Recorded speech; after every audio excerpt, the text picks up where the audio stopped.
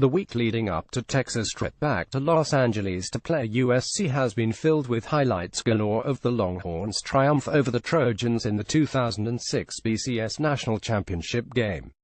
While the stars of that memorable college football game were out in force at the Coliseum for the rematch on Saturday, Vince Young, Matt Leinart and even Matthew McConaughey included, this year's edition paid homage to that classic by laying an egg in the first half. Third and fourth down stops thanks to bad play designs, you got it. Turnovers check. Lackluster run games definitely. Mental mistakes tons. As a result, number 4 USC didn't quite look like the college football playoff contender they were 7 days ago after a sloppy 147 first half that saw them up just a touchdown on Texas at the midway point. Perhaps the biggest surprise was the fact that the Horns' defense showed up in a way that Stanford could not in the same situation last week. The Longhorns' out front four were active for the first two quarters and helped clog USC's running lanes, limiting star tailback Ronald Jones to just 33 yards on 13 carries. Heisman favorite Sam Darnold had to shoulder the load for the most part and put up solid numbers, 173 yards passing on 12 completions and the only 2 scores on a pair of nifty touchdown throws, but was not helped by his young receivers dropping passes on nearly every drive.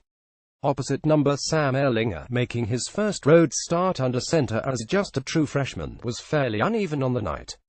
He threw an ill-advised interception from his own end zone and was on the run for most of the first 2 quarters of action when he dropped back to pass. Had it not been for the impressive defensive effort though, including a pick-six with 19 seconds left by Deshaun Elliott to knot things up on the scoreboard, things could have been a lot worse for Tom Herman coming out of the locker room as a big underdog. What will the second half have in store? Hopefully less of what we saw Saturday evening and more of that magic from a decade ago in the Rose Bowl. Perhaps the pair of touchdowns in the final 20 seconds will be a sign of things to come from the Coliseum. Head coaches always love to say they played lights out after a tough Saturday of college football. In the case of number 19 Stanford and San Diego State, they mean it quite literally. With just under 4 minutes left in the fourth quarter, the banks of lighting at decrepit old Qualcomm Stadium simply went out in a close, tense 4-point game.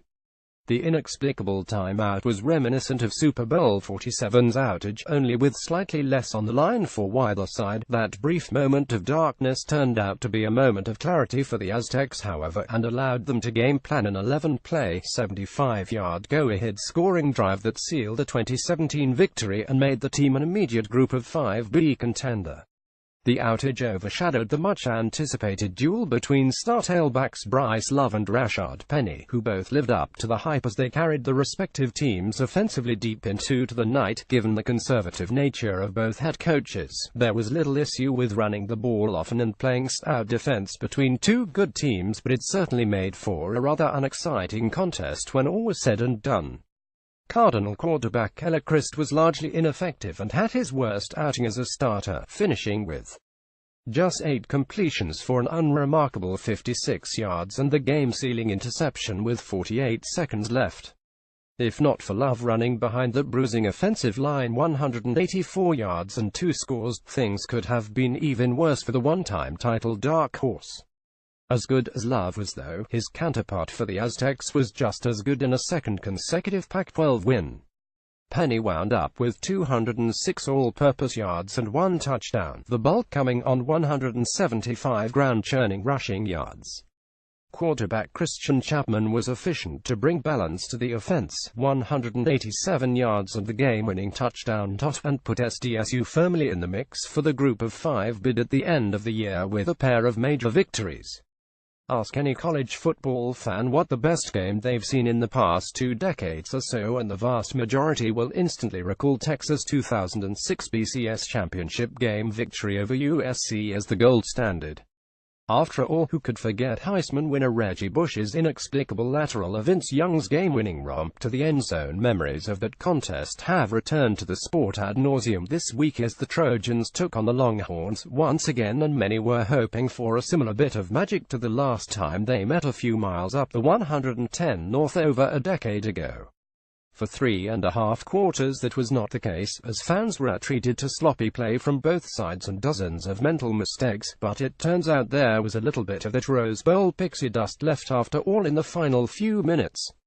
True freshman Sam Ehlinger saved his best for last and channeled old number 10 in burnt orange to lead a remarkable go-ahead drive and give Texas a glimmer of hope to pull off another remarkable upset of a top 4 team.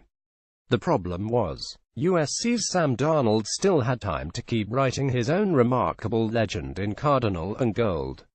As a result, number 4 USC got their long-awaited revenge and held on for a surprisingly narrow 2,724 win in double overtime over Texas in front of the biggest crowd for a football game Los Angeles will likely see until January. The one-time Heisman Trophy frontrunner didn't have his sharpest outing as a starter but still finished with 397 yards, 3 touchdowns and 2 interceptions to dazzle deep into the night once again. Darnold got the ball down 3 with just 45 seconds left in the fourth and marched USC right down for a game-tying field goal attempt that sent the game into overtime and then needed just one play into the extra frame to find the end zone once again. After the Trojans' defense finally got an elusive stop against Ehlinger by forcing a fumble, walk-on kicker Chase McGrath secured the victory with a 43-yarder that sent sighs of relief up from the packed house at the venerable old LA Coliseum. There were a lot of people who didn't see this one coming, although I can guarantee you that the rest of the SEC East is sitting up and taking notice. Coming into the Week 3 game against 18th-ranked Kansas State, Vanderbilt was somewhere between a 46-point underdog at home. After 60 minutes Saturday night, Vandy proclaimed they could be a force to be reckoned with in conference play as a stifling defense played a huge role in dropping the Wildcats by the score of 147. The Commodores took a 70 lead late in the first quarter, with the Wildcats tying it up very early in the second. That 77 score would stay static for the next 36 minutes or so of game time until quarterback Kyle Shermer's 2-yard touchdown run of course proved to be the difference in the game. K-State had a chance to tie the game late, but quarterback Jesse Ertz was stopped a yard short on a 4th-and-8 that originated from the Vandy 19-yard line. Neither team did much offensively, with the Wildcats accounting for 277 yards of offense to the Commodores' 270. Vandy averaged 4.9 yards per play, K-State 4.4. With the win, Vandy is 30 to start the season for the first time since 2011, James Franklin's first of 3 with the program. This also marks the first time since 1946, a 70 win over number 20 North Carolina State, that Vandy has beaten a ranked non-conference opponent. With the struggles of Florida and Tennessee, Vandy is slowly becoming the trendy pick to challenge Georgia for SEC East supremacy. Buyer beware on that front, though, as they will face number 1 Alabama home, number 24 Florida road, number 13 Georgia home and undefeated Ole Miss road the next 4 weeks. For now, though, the Commodores will bask in the glow of the biggest win, outside of last year's upending of number 24 Tennessee, of Derek Mason's time in Nashville. Clemson may not be ranked number 1 in the country tomorrow, but they should be. The defending national champions looked very much like a team interested in defending the title, as the number 3 ranked Tigers smacked reigning Heisman Trophy winner Lamar Jackson and number 14 Louisville, 4,721 before a blacked-out Cardinal Stadium crowd in Louisville. The Tigers' 30-10 ACC asserted the dominance from the start, forcing a 3-and-out to open the game and then moving 79 yards in 10 crisply executed plays, culminating in an 8-yard Kelly Bryant keeper. Louisville 21-11 ACC tied the game with a 95-yard drive, the only flash of Jackson's 2016 brilliance.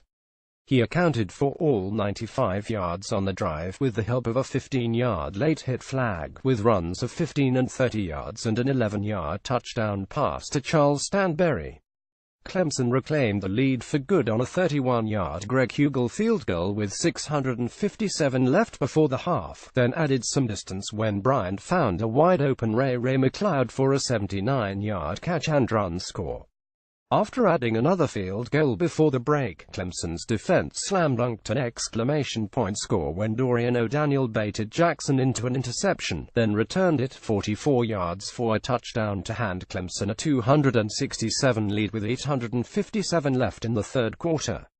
Bryant would add another rushing touchdown to close the third quarter, and would finish the night as the game's true Heisman contender. Making his first ever road start, Bryant hit 22 of 32 passes for 316 yards with a touchdown and an interception while rushing for another 26 yards and 2 scores. Clemson would add 2 more touchdown runs, a 39-yarder by Adam Choice and an 81-yard bust by Travis Etienne. As a team, Clemson rushed 46 times for 291 yards and 4 touchdowns.